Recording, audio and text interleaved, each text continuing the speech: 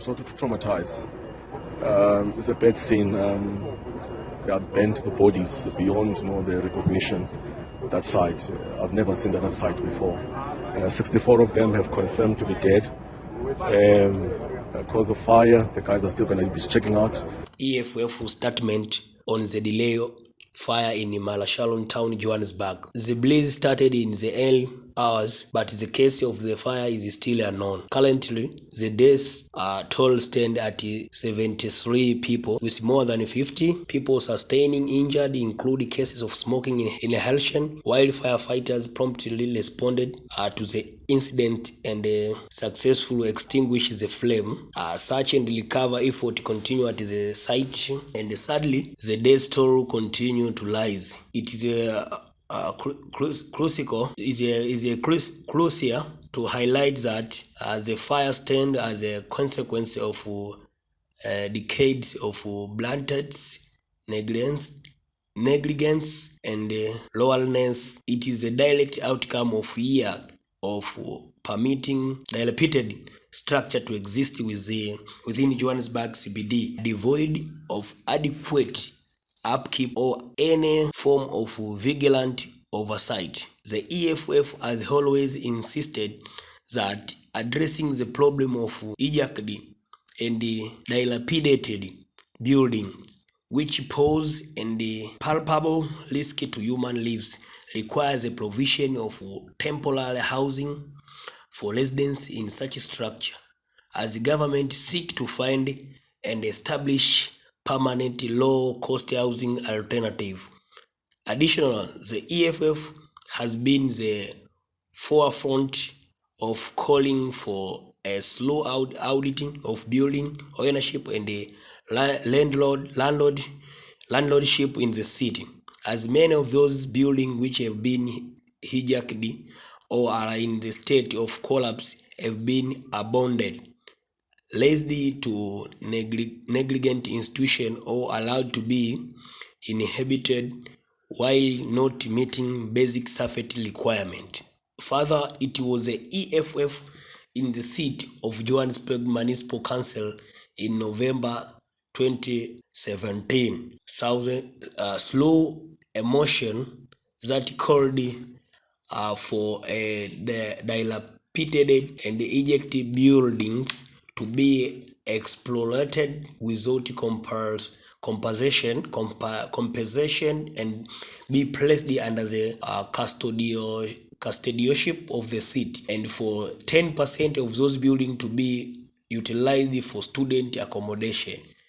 It is as a result of successful motion that many buildings have been recovered, and a process of rehabilitation of those buildings has been underway, premised on the relocation of those who inhabit them.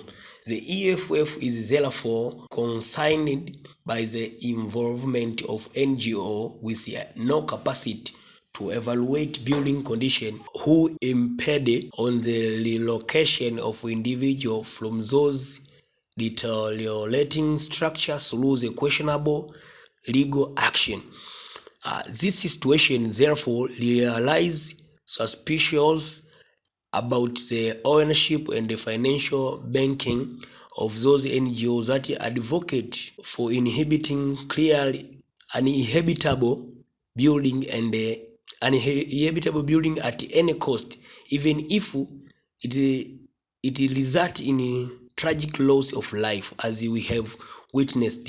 The EFF extends its heartfelt condolence to the family of the deceased. Or our thoughts and prayer are with you during this difficult time. We also extend our wishes for swift recovery to those who have been injured. We are pleased by the presence of Johannesburg MMC for Public Safety, Dr. Msin Twashuku, who is the EFF representative at the scene. We urge Dr. Shwako and his fellow appointee MMC of S and the Social Development Elna Makafalo to allocate all available resources to aid In addressing this distressing situation, we call on all EFF structure and public representatives to avail themselves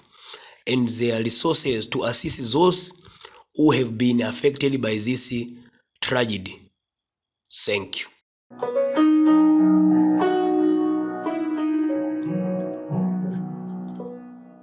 In terms of what's happening, the probable causes is your candles.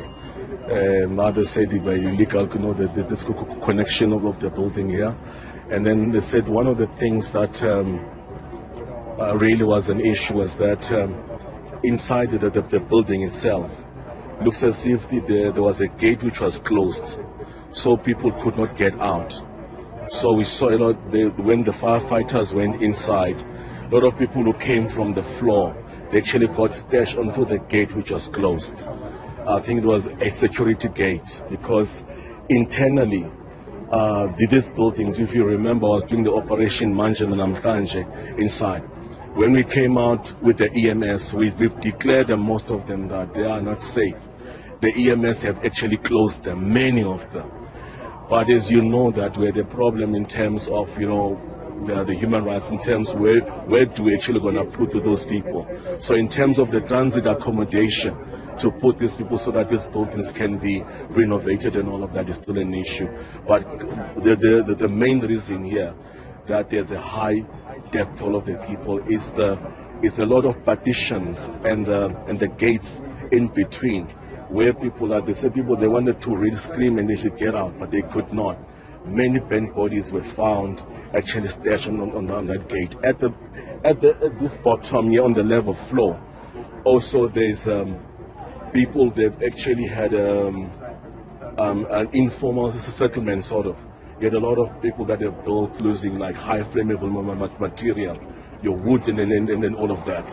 So that is an issue. So yes, on our side we've got the team which is coming in. The disaster is here, and so we're gonna give them the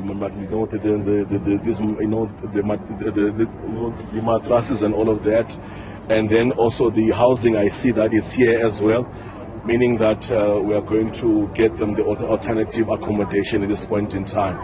Yes, so that is what is happening. It's a very traumatic. I've never seen bodies like that bent beyond some recognition. There were also kids that were there as well. There's I think there's a 12-month-old kid that actually got bent out. It's a very sad scene. I think after this, there is a team that was put up by the CM and the mayor just to deal with these things as well. So I'm just calling all the players, the SERI, let us come together and then let us deal with this thing decisively, so that we're able to take the people and put them somewhere. It cannot be maybe we have a transit accommodation, we don't have it somewhere. Let's build something. Let's get all this building which are like that. The other one which might actually catch fire is the one in the next day. There are about, I mean, how many councillors? The councillor here, there are about three or four of them that are close to here that they can actually catch fire as well.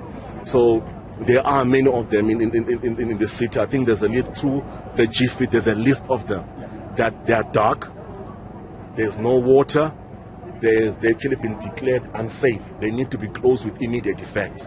And one of the things I propose to SERI and all the other NGOs which are coming in, I said to them, let us do a floor by floor, if it needs be, to renovate and ensure that these buildings are compliant with the EMS. There's a list of them. You're looking at about thousands plus of these buildings hijacked.